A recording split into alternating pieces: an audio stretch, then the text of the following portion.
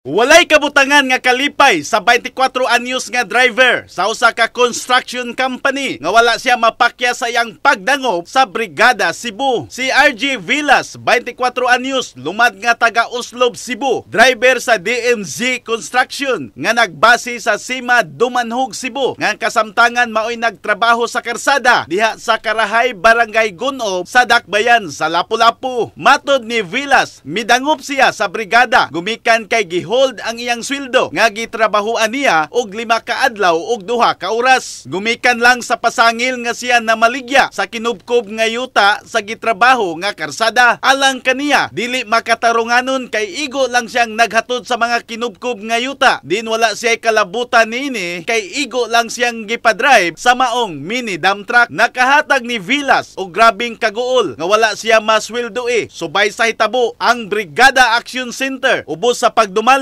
ni Brigada Cebu Station Manager Attorney Jorel Patino mimando sa Brigada Action Center team nga mahatagan og patas nga pagtagad ang maong issue. Gikatakda unta kaganinang buntag nga i-on air ang maong issue sa tulumanong tira brigada nila ni Attorney Jorel og Brigada Cap Dinis Tabar. Apan dihang nasayod ang management sa DMZ Construction Company, nakig-ariglo dayon kang Villas aron walay samok og gihatag ang sweldo sa maong driver. Salamat kayo brigada, nakuha ko ang sweldo isip construction worker na driver. Nalipay jud ko nga nakuha na nako ang kong kwarta. Ako kayo akong kalipay kay nakuha na ako ang sweldo.